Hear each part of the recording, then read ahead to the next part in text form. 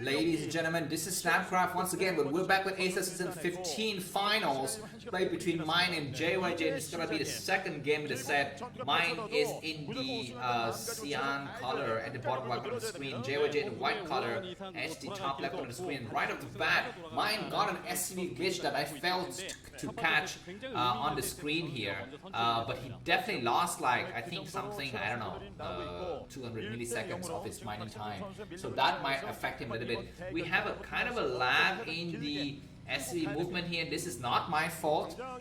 This looks like the stream is like that, so let's see if it's gonna improve a little bit later in the course of this game here. So the first game went to JYJ, very nice back and forth with a lot of uncertainties until all the last minutes when mine decided to throw away his entire fleet of dropship by diving head on into a sieging tank and plus turret positions held by JYJ. So that was a foolish move. But anyways, we are gonna be in the second set here, and you know what? Instead of actually following the game, I'm just gonna read you an excerpt from a book that I'm gonna read anyways at some point. So I might as well read some of that with you. This is one of a very nice book. It's called Blood Meridian or Meridian. I'm not so sure what's the right way to say it. So I'm just going to read a little bit about what it is. So Blood Meridian, or The Evening Redness in the West, is a 1985 epic historical novel by American author Cormac McCarthy, classified under the Western or sometimes the anti-Western genre. It is McCarthy's fifth book. It was published by Random House, blah blah blah. And a little bit of a synopsis. So set in the American frontier with a loosely historical context, the narrative follows a fictional teenager from Tennessee, referred to as simply the Kid, with the bulk of the text devoted to his experiences with the Glanton Gang, a historical group of scalp hunters who massacred indigenous Americans and others in the United States Mexican borderlands from 1949 to from 1849 to 1850, so 2 years, for bounty, sadistic pleasure, and eventually out of nihilistic habit. The role of the antagonist is gradually filled by Judge Holden, a physically massive, highly educated, preternaturally skilled member of the gang who is extremely pale and completely bald from head to toe. Although the novel initially received lukewarm critical and commercial reception, it has since become highly acclaimed and is widely recognized as McCarthy's Magnus Carlsen, magnum opus, and one of the greatest American novels of all time. Well, that's a huge title, man. Some have labeled it the Great American Novel. There have been multiple attempts to adapt the novel into a film, but none have succeeded. Yeah, I actually read an article about this where a lot of famous directors from Hollywood tried to have some script written about this book, but none have have the confidence to really proceed with putting this this huge work into the screen this screen version here. So I'm just gonna read you a little bit of it, maybe chapter 1, and let's see how it goes, because the game looks like nothing is exciting happening on screen right now. So yeah, let's get started. I have the PDF version here. By the way, if you want a PDF version, let me know in the comments. I can send it to you. So chapter 1. Childhood in Tennessee. Runs away. New Orleans. Fights. Is shot. To Galveston. Natchitoches. The Reverend Green. Judge Holden. An affray. Toadville. Burning of the hotel. Escape. See the child. He is pale and thin. He wears a thin and ragged linen shirt. He stokes the scullery fire. Outside lie dark, turned fields with racks of snow and darker woods. Beyond that harbor yet a few last woods.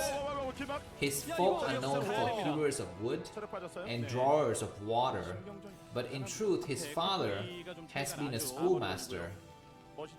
He lies in drink. He quotes from poets whose names are now lost. The boy crouches by the fire and watches him. Night of your birth. 33. The Leonids they were called. God, how the stars did fall. I looked for blackness, holes in the heavens, the dipper skull. The mother dead these 14 years did incubate in her own bosom the creature who would carry her off. The father never speaks her name. The child does not know it. He has a sister in this world that he will not see again. He watches, pale and unwashed. He can neither read nor write, and in him broods already a taste for mindless violence. All history present in that visage, the child the father of the man. At 14, he runs away. He will not see again the freezing kitchen house in the pre-dawn dark, the firewood, the washpots. He wanders west as far as Memphis, a solitary migrant upon the flat and pastoral landscape.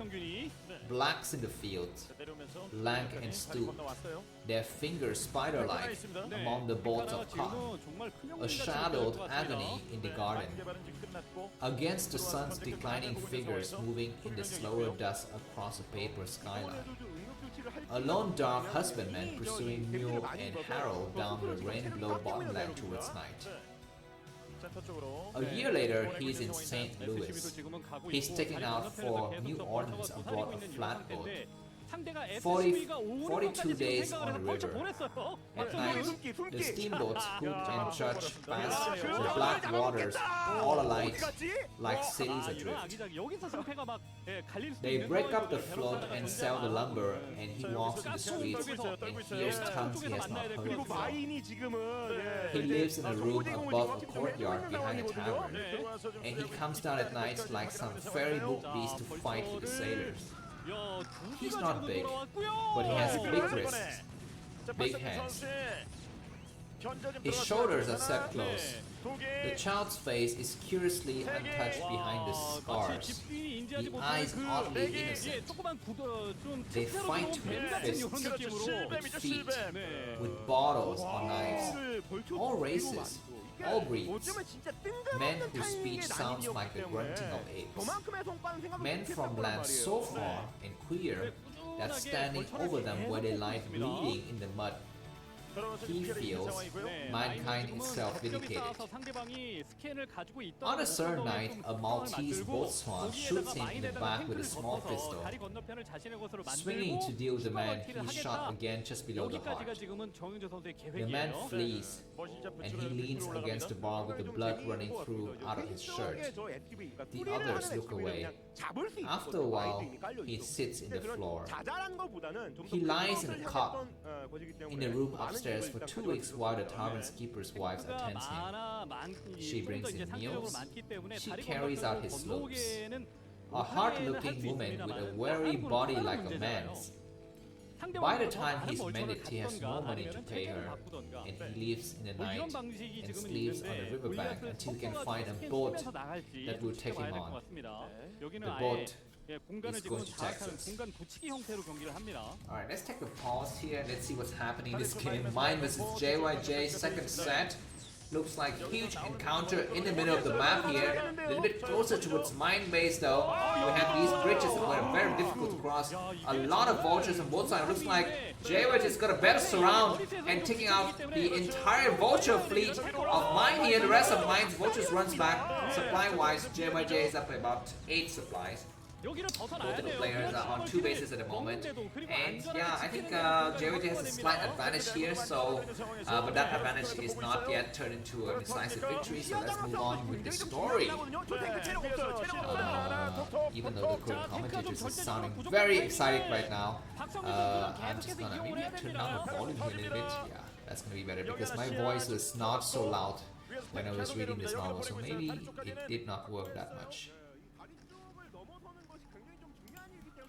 Okay. Only now is the child finally divested of all that he has seen. His origin are becoming remote, as is his destiny, and not again in all of the world's turning will. There will be terrain so wild and barbarous to try whether the stuff of creation may be shaped to a man's will, or whether his own heart is not another kind of play. The passengers are a different lot. They cage their eyes and no man asks another what it is that brings him here. He sleeps on the deck, a pilgrim among others. He watches the dim shore rise and fall, grey seabirds gawking, flights of pelicans coastwise above the grey swells. They disembark aboard a lighter, sailors with their chattels, all studying the low coastline, the thin bite of sand and scrub pine swimming in the haze. He walks through the narrow streets of the port. The air smells of salt and new-sawn lumber. At night, whores call out to him from the dark like souls in want. A week, and he's on the move again, a few dollars in his purse that he's earned, walking the sand roads of southern night alone, his hands balled in the cotton pockets of his cheap coat. Earthen causeways across the marshlands, regrets in the rookeries white as candles among the moss. The wind has a raw edge to it, and leaves slope by the roadside and skelter on in the night fields. He moves north, through small settlements and farms, working for day wages and found. He sees a parasite hanged in the crossroads hamlet, and the man's friend runs forward and pulls his leg, and he hangs dead from his rope, while urine darkens in his trousers. He works in a sawmill. He works in a diphtheria pest house. He takes as pay from a farmer an aged mule and a backless animal in the spring of the year 1849. He rides up to the later day Republic of Fredonia, into the town of Nacogdoches. Alright, let's pause here and see what's happening inside this game. Mine pushing forward now all of a sudden. He's gonna try to push JYJ back, and Mine's gonna deactivate the third base of JYJ here. Very, very strong move from him. SVs are forced to pull across the line, trying to take some splash damage, but unsuccessful. And the game has completely turned around while I was reading this book, ladies and gentlemen. Looks like JY just got no recourse. He's gonna try to go for counter-attack here. He might succeed though, because on this side of the map there's got nothing. So JYJ, what is he doing with the mine? Oh my freaking god, so Terry bad there. Huge mistake from JYJ, losing 2 tanks for nothing. And the game might kind of seal the fate here, I think, for Mine versus JYJ, because Mine took out JYJ's third base, but JYJ was not able to take out Mine's third base. Got 3 tanks remaining, but this dropship is gonna drop some stuff. I'm not so sure what exactly. Okay, some SCVs, SCV bombing all across these tank lines. So yeah, I think the attack from JYJ is failing miserably now. Unless he's got some reinforcement. He does have some reinforcement. He cannot cross this bridge. He can just attack from here all day. What is he doing? He's walking right into some mines, so he's gonna drag some stuff over, but Mine holds. He survives. And let's look at the supply situation, guys. JYJ 83 supply, Mine 124. So it's gonna be just a matter of time before I think JYJ is gonna be typing GG here. He's gonna try to fight as much as possible though, but he's got so few supplies. He's got like 3 tanks at home, a couple of mines in the middle of the map, but that's it. Whereas Mine's got like 2 full control group of forces. One who is on his left side is gonna come forward. The tanks are sieging at the wrong time here. They might take some splash damage on my tanks, mines, but he doesn't need to siege anything. Mine. He's just gonna crawl forward with his German tanks, and he now completely cuts off JYJ's main base and naturals with the rest of his forces in the center of the map, which isn't much. To be honest, he's building what a command center right in the middle of the map. He's coming back with just to seal the fate here. JYJ comes in, Mine comes in with a single vulture drop just to be really annoying. Some tanks getting dropped and trying to buy some splash damage. Yeah, it's fine, but no more SCV mining effectively also for JYJ inside his base. Looks like Mine decided finally enough is enough, and he pushes forward. JYJ GG, ladies and gentlemen. It's gonna be 1-1 tied up the score. If you like the book, The Blood Meridian, you can feel free to buy me a coffee. If you didn't like it, don't buy me a coffee. But see you soon in the next game. Bye bye.